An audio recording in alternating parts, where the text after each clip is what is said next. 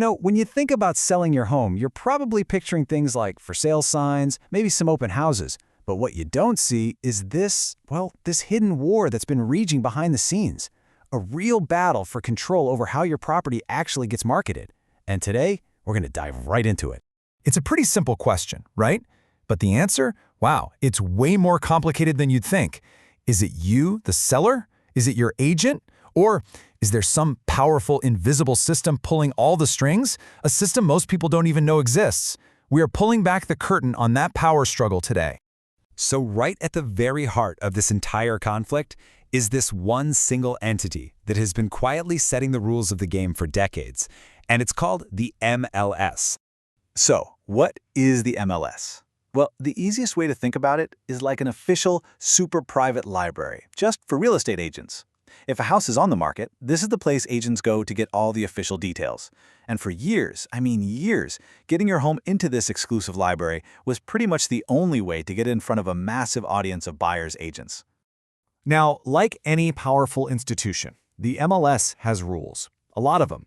But there's one rule in particular. It's called the Clear Cooperation Policy. And this is the rule that lit the match and sparked a full-blown rebellion. To be fair, the original idea behind this policy was actually pretty good. It was designed to stop something called pocket listings. That's where an agent kind of keeps a property secret off the open market to try and find their own buyer. So the rule was meant to make sure every single agent had a fair and equal chance to see every home for their clients. Sounds good, right? So, how does it actually work? It's simple, but man, is it strict. The second an agent publicly markets a home, like puts up a sign, makes a post on social media, anything, they have exactly 1 business day to get it onto the MLS. Not 2 days, not a week, 1. The rule is all about getting that info into the central library, and fast. But as you can probably guess, not everyone thought this rule was so fair. In fact, a powerful group of industry giants got together and decided to challenge the whole system. Their argument? This rule actually hurts the very people it's supposed to be helping, the home sellers. And listen, these aren't some small-time players. We're talking about Compass, Redfin, and Rocket companies. These are 3 of the biggest names in the entire industry, and they teamed up to fight back against the MLS establishment. And this is where you can really see the 2 sides of the coin. The MLS says, hey, our rule creates a level, transparent playing field for everybody. But the Alliance comes back and says, no way, it completely stomps on a seller's right to choose how to market their own home. They even argued it pushes some sellers to avoid the MLS completely, which ironically makes things less transparent. So here's where it gets really serious. The Alliance didn't just complain, they drew a line in the sand. They went public and promised that they would defend and pay the fines for any of their agents who got in trouble with an MLS for one simple reason: for following their clients' instructions. This was a direct, head-on challenge to the MLS's power. And Robert Refkin, the CEO of Compass, he just cut right to the heart of it with this question. He basically looked at the MLSs and asked, is this really about fairness, or is this about you guys protecting your own control, your own business model? That one question just perfectly sums up this whole high-stakes fight. All this pressure, it wasn't just talk. It started to cause some real cracks in the foundation of this old system.